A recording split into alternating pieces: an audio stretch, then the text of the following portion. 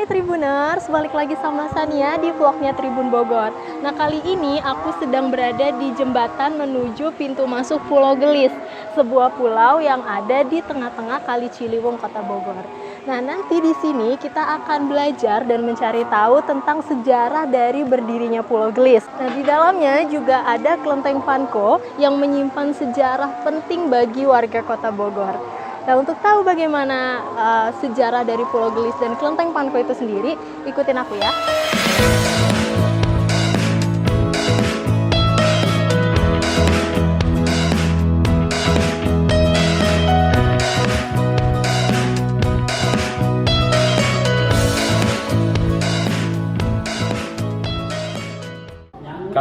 Kalau dilihat secara historis ya ini panjang sekali sejarahnya. Tapi kalau ini adalah kelenteng. Sudah ada sejak zaman Belanda. Dan tempat ini kalau kita lihat menceritakan tentang kelenteng ini, jadi kita harus flashback ke belakang dulu. Yaitu tempat ini, yaitu Pulau Gelis. Pulau Gelis ini dahulunya adalah tempat peristirahatan keluarga kerajaan Pajajaran dengan nama pada waktu Parakan Batang Siang.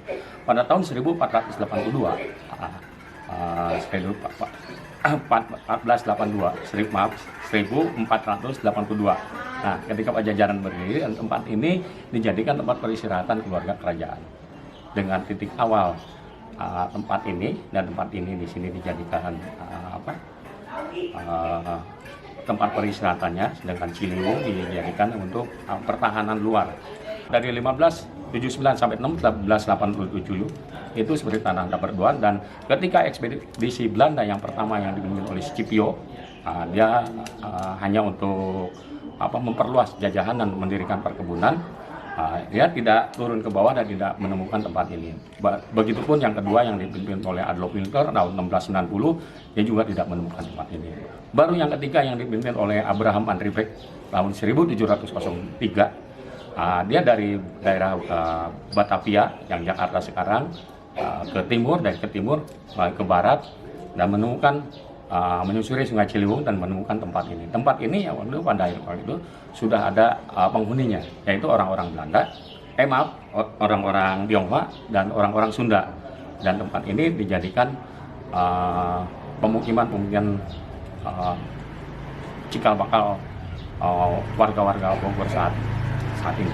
Dan orang Tionghoa sendiri mendirikan tempat ibadah tidak sembarangan, satu sakral, dua strategis.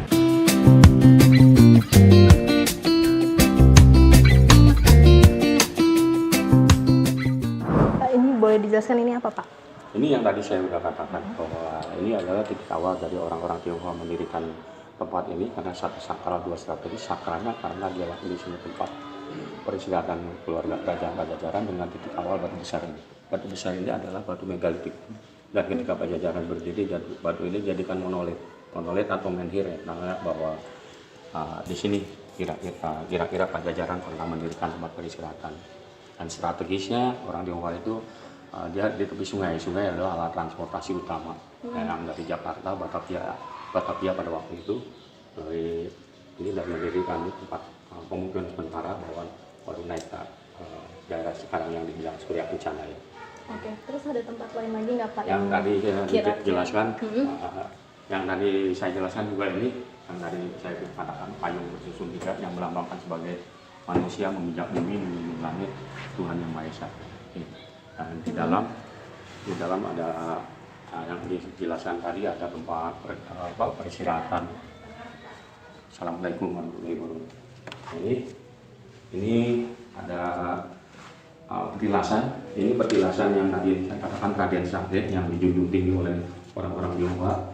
Dan ini adalah makam Uyut Gebo, yaitu nama samaran dari Panglima Pajajaran yang terakhir. Makam ini dari sini. Ya. Ini ke sini sampai ini. Dan ini di sini kita setiap malam Jumat kita mengadakan pengajian, tawasulan, dan ada Al-Qur'an, ada yasinan segala macam. Dan ini di sini juga bisa untuk sholat. Jadi di sini itu bisa untuk ibadah umat muslim juga ya, ya, Pak? Jadi di sini kita ini adalah kelenteng. Jadi kelenteng itu diyakini oleh tiga keyakinan, yaitu Buddhis, Tao, dan Konghucu. Ah. Dan di sini ada makam juga, jadi kita di sini bisa menghargai dan menghormati umat-umat lain. Nah itulah kebersamaan di tempat ini. Yang dewa pakunya ini dewa yang tertua. Dewa yang Dewa di Indonesia di Indonesia ini dewa yang orang Tionghoa ini akui dan seperti dewa yang pertama kali turun ke bumi, jadi dari orang-orang Tionghoa mengagumnya. Ya ini dewa yang pertama kali dibawa oleh orang Tionghoa itu begini, yang dibawa yang di atas. Pertama kali ketika ini berdiri, dewanya ini. Gitu. Kalau ini ya mungkin udah umurnya hanya beberapa puluh tahun. Kalau ini seumur dengan kelenteng ini, dulu ya yang tua sekali. Gitu. Ini di sini untuk menghargai dan menghormati bahwa Bogor ini juga ada meninggal dari Pajajaran, Raja Pajajaran. Di sini ada altar Prabu Siliwangi dan Surya Kencana itu Raja Pajajaran yang terakhir di altarnya. Dan ini adalah makam salah satu ulama yang menyebar agama Islam di daerah ini dan sekitarnya, yaitu Mbah Imam. Menyebarkan Islam di daerah Bogor pada waktu itu, daerah Pulau dan sekitarnya lah. Ini Mbah Imam.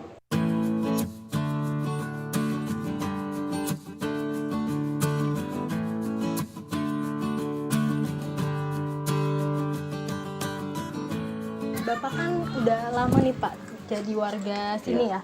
Nah bisa diceritain nggak Pak, gimana Pulau Gelis dari zaman dulu waktu Bapak masih kecil di sini dengan yang keadaan yang sekarang? Kalau Pulau Gelisnya sebenarnya istilahnya biasa aja ya, sama aja. Namun kalau kepadatan dari penduduk inilah yang ini biasanya kalau dulu itu sebelum tahun 70-an. Sebelum tahun 70-an ini setiap warga ini, rumah warga ini ada halaman semua. Ada halamannya, ada pohon, ada banyak pohon. Luas ya? Luas, ada pohon rambutan atau pohon jambu, pohon belimbing itu biasanya itu ada. Tapi kalau saat ini sudah tidak ada halaman lagi model pas ini. Ya. Dan seiring berjalannya waktu itu tahun 70-an lah, ketika seiring berjalannya ada terminal gitu ya, ada terminal Baranang Siang, terus pasar Bogor juga mulai ramai. Itu banyak warga pendatang gitu. Pindah ke sini. Warga pendatang, yang warga temporer juga, warga-warga yang sudah ininya juga kadang-kadang sudah mereka juga pindah. Nah ini di sini juga kadang penduduk di sini kan semua orang Tionghoa dengan orang asli di sininya itu ada 60% orang-orang asli di sini, 40%-nya orang Tionghoa. Tapi saat ini 40% ini udah bukan orang Tionghoa, pendatang. Jadi semua ada berbagai orang. Ada orang Ambon, orang Batak, orang Padang, itu orang-orang semua sudah ada di tempat ini karena berjalan dengan terminal. Mulai sejak kapan Pak ini pendatang mulai pada datang ke sini? Ya, terus kawasan sini mulai padat? 70-an lah. Tahun 77 mulai padat. Mulai padat gitu, karena seiring berjalannya ada yang terminal Baranang Siang. Banyak yang wisata datang ke tempat ini dan juga banyak juga dari pemerintahan dan juga dari yang akan mengembangkan berbagai macam kebudayaan di tempat ini. Desa wisata lah. Dan ini juga kerjasama kita dengan Hotel One Polwan dan juga dengan Mural Indonesia juga. Ini juga yang tadi saya ceritakan, ini adalah cikal bakal sejarah tentang ini. Mungkin semua ini Pulau Gelis ini sekarang sudah mulai berkembang, tapi penduduknya dan juga sudah melek pengetahuan lah mengenai kalau sekarang ini. Mungkin kalau orang pertama kali tinggal di pulau ini, kalau sungainya sedang meluap, itu sedikit was-was. Karena yang terdengar bukan suara air, tapi suara batu. Suara batu itu kan batu terbawa oleh arus, ya, bunyi saling bertabrakan itu lebih lebih was-was lah, lebih ngeri gitu mendengarnya. Tapi kalau orang yang sudah biasa di tempat ini, model saya dan warga di tempat ini, ya mungkin sudah terbiasa aja. Ini adalah pulau itu adalah pulau. Sebenarnya bukan pulau, ini adalah daratan di tengah sungai.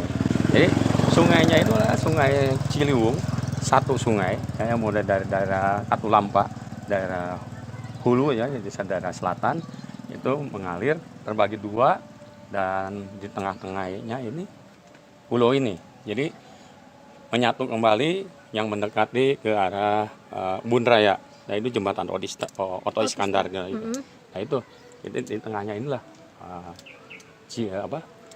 Ciliwung ini, ada daratannya di tengah ini.